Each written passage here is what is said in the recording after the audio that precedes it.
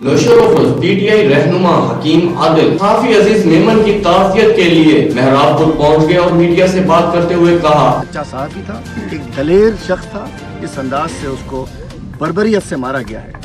اور میں کہتا ہوں کہ جو میں نہیں کہنا چاہ رہا تھا، ان کے میں سیاست نہیں کرنا چاہ رہا تھا، میں ان کے تڈے میں تھا، لیکن جو حق ہے وہ کہنا پڑے گا کہ بلاول صاحب سوچنا تو پڑے گا.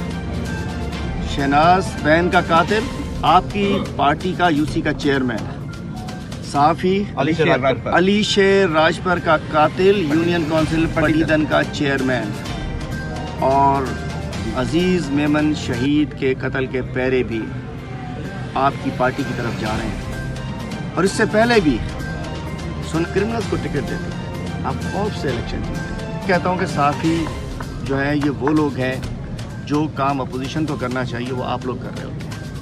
یہ جو جنگ بندوق سے نہیں لڑی جاتی وہ آپ کے مائک اور لوگوں سے لڑی جا رہی ہوتی ہے. صحافیوں کے تحفظ کے لیے، ان کے بچوں کے مستقبل کے لیے کوئی نہ کوئی ایسی پالیسیز بنائیں گے. ہاسپٹل بن چکا ہوتا، پرائرٹی نہیں ہے نا، پرائرٹی نہیں ہے، ان کی اہمیت نہیں ہے ان معاملہ. اگر یہ شہناز انصاری صاحبہ کے کہنے پہ ہاسپٹل بن چکا ہوتا تو شاید اللہ تعالیٰ نے زندگی بھی دے چکا ہوتا. میں پوچھنا چاہتا ہوں کہ جواب دیجیے، آپ دیں سی ایم صاحب کہ ایمبولینس کیوں نہیں دی گئی آپ کی ایم پی اے کو، ہماری ایک بہن کو، سندھ کی ایک بیٹی کو، سندھ کی ایک ماں کو آلٹو گاڑی میں یہاں سے 100 کتنی دیر کا رستہ ہے نواب شریف؟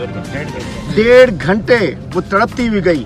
اگر آپ کی ایمبولینس یہاں چل رہی ہو تو مجھے بتایا جائے ایمبولینس کہاں تھی آپ کی، کس کے گھر پہ نوکریاں کر رہی تھی، کس کی خدمت کر رہی تھی، اور یہ اسپتال آپ نے کیوں نہیں اس کو بنایا؟ ضلع تو بنا دیے کیونکہ اس کا پولیٹیکل فائدہ ہوتا ہے. ضلع آپ اس لیے بناتے ہو کہ اس کا سیاسی فائدہ لینا ہوتا ہے.